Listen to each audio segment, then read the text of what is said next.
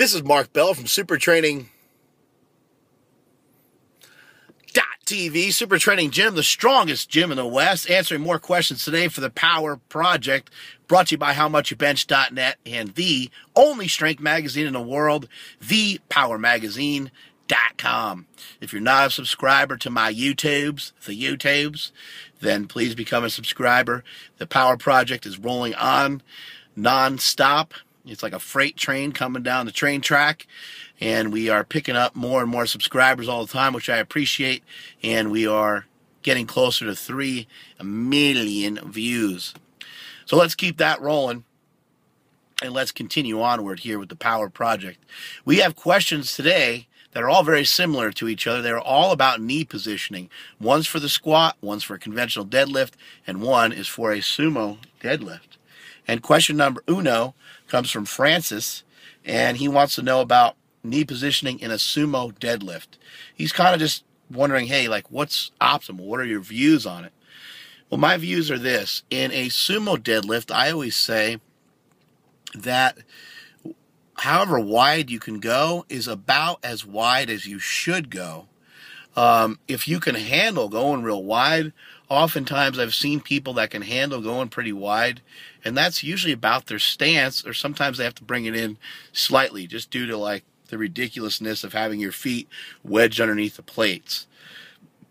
Now, that's not to say that going wider is necessarily better for everybody. Each person is limited. I myself am very limited, don't have great external rotation, meaning I can't force my knees out real well. If you ever watch any videos of Dan Green, he does a great job of forcing his knees out real hard.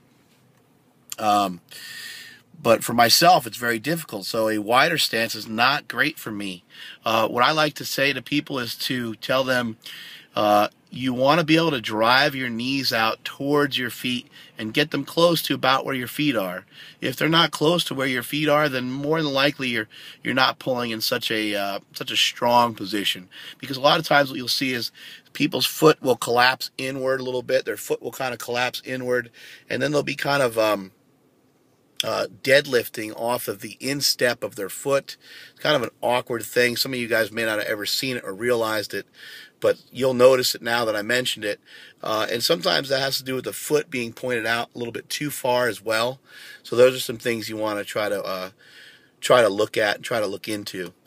How to determine your stance, again, is going to be kind of a skill set thing. How far can you get your knees out? Can you get your knees out to wherever you have your feet are in your stance? Then that's probably going to be a pretty optimal position for you to pull in. Now, however, in a case of the deadlift, it's much different than the squat, where you don't necessarily need to get your knees out all the way to where your feet and ankles are, because you don't have to go down nearly as low if you don't want to. And in most cases, it's more optimal not to squat down too far in the case of the sumo deadlift. Forcing your knees out is going to do a couple of things. It's going to get your hips a little bit closer to the bar, keep everything a little bit closer to the barbell. It's also going to help lock your back in. By forcing your knees out and getting your knees in proper position and having the proper stance, it can help lock your back in. And we know, Power Project Army, that when you lock your back in, it helps to kind of lock your arms in as well, so that you don't yank the bar too much. You end up pulling the bar, a gradual, strong pull, and you're not yanking yourself out of alignment. So those are some things to think about in terms of how wide you should go. You kind of mentioned Ed Coan's stance. Ed Coan's stance was pretty close. You have other guys that go out super, super wide. You see a lot of women actually go out real wide on the sumo deadlift. But again, they're able to handle it because they have the hip mobility to display the strength in those positions. So for yourself, what would be optimal for you? You sent me a video, but the video's from the side, so it's very hard to tell exactly what the heck you're doing in that video. Your deadlift form did look good, so I just kind of continue on with that. But for anybody out there, anybody who's trying to increase their strength on any lift, always play around with different hand positions, different feet positions. And once you find something, and once you start to develop some strength in that position, then continue onward in that position. Then also maybe from time to time work in positions where you're weaker. But it's important to play around with it, because if you never try it, you'll never know. Knee positioning in the conventional deadlift. Now this gets to be a little trickier. This guy's 6'3", 215 pounds, and let's see, he's kind of wondering about what to do with his knees. He noticed that when he forces his knees out in a conventional deadlift, that it helps to kind of lock his back in, as I mentioned earlier. The conventional deadlift, forcing the knees out to like your arms and getting that pressure kind of on your forearms, in my opinion, is not necessarily for everyone. So try it and see if you like it. But I do think that everybody, no matter what style of deadlifting you're doing, you should always kind of screw your feet into the ground. Start with your feet straight ahead, and then twist your feet outward and flex your butt and get your butt engaged, and get your butt and your posterior chain ready for a big, strong deadlift. Let's see. I don't think I see any other question here. Oh, what he's asking, okay, this is a great question. What he's asking is, he's noticed that he likes forcing his knees out. However, with his feet about 6 to 8 inches apart, forcing his knees out real hard, his knees out past where his toes are, that he has to widen up his grip, and he's going with his pinky on the rings, basically, which is fairly wide. And he wants to know if I've ever seen anybody pull big weights that way. And the answer is yes. I've seen many people pull huge weights that way. Mike Teixeira comes to mind. He's pulled around mid 800 pounds. And a couple other guys out there. The guy that benched 694, the Russian guy, Kirill, he deadlifts with a pretty wide grip, and he pulled 821 raw, conventional. Let's see, who else is there? There's Mike Ruggiero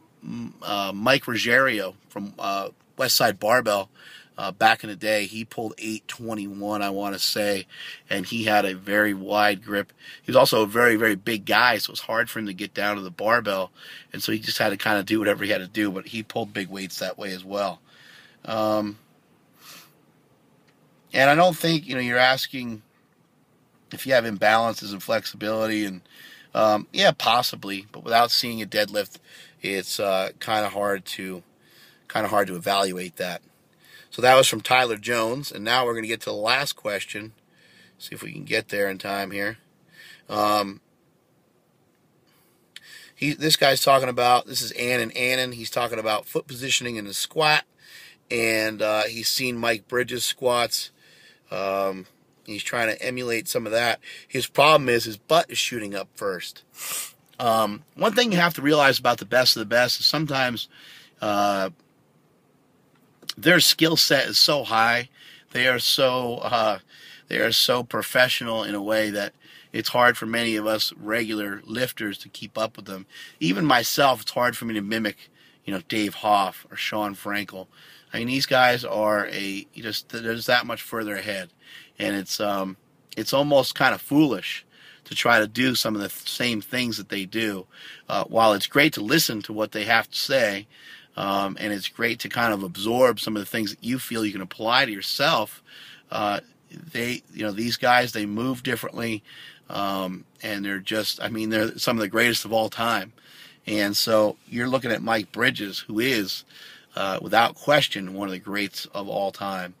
And so it's going to be hard for you to mimic anything that guy does.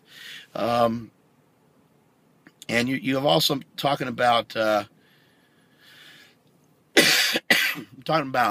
his hip positioning in the bottom of the squat. You kind of mentioned that. I've said a couple times in Power Project videos, you want your hips a little bit more forward, and you should be able to kind of see the hip as you get towards the bottom of the squat. And what I meant by that is it's just that you have your hips a little bit forward. Many lifters have to have their knees travel forward at least a little bit in order for their hips to remain in proper alignment with where the barbell is. Also, on the same note, depends on how low you go. If you go real low, like the video you sent me of Bridges, he went pretty low on his squat, and so of course his belt line is going to kind of disappear as he tends to fold over a little bit more. And some people fold it over more than others. You know, Ed Coan used to kind of fold over quite a bit, but he also forced his knees out real well. And then you also mentioned here, you said you're asking about guys that are about 5'8", 5'9". I think as far as raw lifters go, Dan Green fits that category. I think he's probably somewhere in that height range. Other lifters that are around that height that are raw, you know, maybe like Sam Bird is shorter than that, I think, but he's an exceptional lifter. I would definitely check out Dan Green. Would be the first one that I would check out and kind of look at, you know, check his form on his squats. You're mentioning that your butt is coming up first. Your butt coming up first has a lot to do with just kind of the strength of your core, strength of your abdomen, strength of your lower back. And so that's going to be something you're going to want to focus on. Strengthen up those abs so you don't have to lean forward as much. You'll be able to push outward against your belt. You should be able to remain upright a little bit better. Also, remember to really force those knees outward hard so you can really drop into your squat better. Play around with different foot stances. Play around with different widths to kind of see which one you fold over less with. Having your butt shoot up on absolute maxes like 100%, sometimes that shit happens, but you got to just keep working on it. And the best way to work on it is through repetitions, sets of 5, sets of 3, sets of 2 with heavy weights. And that is it from supertraining.tv.